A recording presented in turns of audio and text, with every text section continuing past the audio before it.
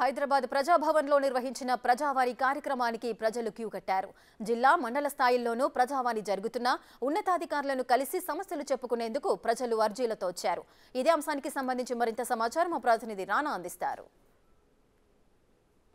ముఖ్యమంత్రి రేవంత్ రెడ్డి ఆధ్వర్యంలో ప్రజాపాలన కొనసాగిస్తున్నటువంటి కాంగ్రెస్ పార్టీ ముఖ్యంగా అధికారంలోకి వచ్చినప్పటి నుంచి కూడా ప్రజావాణితో పేరుతో ప్రజల సమస్యల యొక్క వాళ్ళ అర్జీల రూపంలో తీసుకుని వారి సమస్యను తీర్చడానికి ఈ యొక్క ప్రజావాణి కార్యక్రమాన్ని ఏర్పాటు చేసినటువంటి నేపథ్యం ఏర్పడుతుంది. అప్పటి నుంచి కూడా మంగళవారం కానీ శుక్రవారం కానీ ప్రతి వారం కూడా రెగ్యులర్గా ఈ యొక్క కార్యక్రమాన్ని జరుగుతుంది. కానీ ఈ యొక్క కార్యక్రమంలో ఎక్కువ గత ప్రభుత్వంలో భూదందాలు కానీ భూ తగాదాలు కానీ అలాగే ధరణి సమస్యల పైన కానీ కబ్జాల సమస్యలు కానీ వీటి అన్నిటిపైన కూడా కొత్త ప్రభుత్వం వచ్చింది కాబట్టి దీనిపైన చర్యలు తీసుకోవాలంటూ కూడా మాకు న్యాయం చేయాలంటూ కూడా పెద్ద ఎత్తున కూడా ప్రజలు ఇక్కడికి వచ్చి తమ అర్జీలను ఇస్తున్న నేపథ్యం కనపడుతుంది. అయితే గత వారం కంటే ఈ వారం కాస్త ప్రజావాణి కార్యక్రమానికి జనాభా తగ్గారని చెప్పుకోవచ్చు. ఎందుకంటే జిల్లా స్థాయిలోనూ మండల స్థాయిలోనూ ఈ ప్రజావాణి కార్యక్రమాన్ని అక్కడ ఇంప్లిమెంటేషన్ చేస్తున్నారు. ఆల్మోస్ట్ సమస్యలంతా అర్జీలంతా కూడా అక్కడే తీసుకుంటారు కాబట్టి పైగా హెడ్ క్వార్టర్స్ ప్రతి వారము వేలాది మంది ప్రజలు ఇక్కడికి వస్తున్న వల్ల వారు చాలా ఇబ్బంది పడుతున్నారు. ఎందుకంటే సుదూర ప్రాంతాల నుంచి వస్తున్నారు కాబట్టి వారు డబ్బులు పెట్టుకొని రావాలి, దాంతోపాటు ఇక్కడ స్టే చేయాలి, అన్నం తినాలి, ఇవన్నీ కూడా చాలా ఇబ్బందులు ఉంటాయి కాబట్టి ఆ ఇబ్బందులను దృష్టిలో పెట్టుకొని ప్రభుత్వమే జిల్లా స్థాయిలో కానీ మండల స్థాయిలో కూడా పూర్తి స్థాయిలో అక్కడే అర్జీలు తీసుకుంటున్న నేపథ్యం కాబట్టి ఎవరైతే కొంతమంది సుదూర ప్రాంతాల నుంచి ఇక్కడికి వస్తేనే మా సమస్య తీరుతుంది అనుకున్నటువంటి వారు మాత్రమే హైదరాబాద్కి వస్తున్నటువంటి నేపథ్యం అయితే కనపడుతుంది. డైరెక్ట్ చెప్పినాం, ఇట్లా పట్టణంలో ఉన్నాయి, మా తాత ముత్తాతల నుంచి మా భూమి ఉంది, వీళ్ళేమో కబ్జా చేసి మమ్మల్ని ఇట్లా బెదిరిస్తుండ్రు, కర్రలు కట్టలు తీసుకొని వస్తుండ్రు, మమ్మల్ని ఎలా కొడుతుండ్రు అంటే సార్ ఏం చేసిండు, వాళ్ళని మొత్తం వాళ్ళ డాక్యుమెంట్స్ ఏమీ లేవు, మా డాక్యుమెంట్స్ చూసి మమ్మల్ని కూర్చుండబెట్టి వాళ్ళని బెదిరించి కొట్టిండు. ఒక నెల 2 నెలలు పనిచేసినాం సార్. ఎండాకాలం అంతా పనిచేసిన తర్వాత కట్టె తీసినాం, కాలా పెట్టినాం, దున్నినాం. ఇప్పుడు ఇద్దం పెడతామంటే దాన్ని సారి ఎస్ఐ సార్ ఏమో ట్రాన్స్ఫర్ అయింది. ట్రాన్స్ఫర్ కాగానే వీళ్ళు మళ్ళీ వచ్చి మాకు కుట్టదలిగా ఆయన వెళ్ళిపోయినాడు అనేసి కొత్త వచ్చి మళ్ళీ స్టార్ట్ చేశారా సార్. పోగానే మళ్ళీ వీళ్ళు ఏం చేసాం, మళ్ళీ వచ్చిండ్రు, మళ్ళీ వచ్చి మేము బెదిరించి చేసి కొట్టి ఎలా కొట్టేసిండ్రు మమ్మల్ని.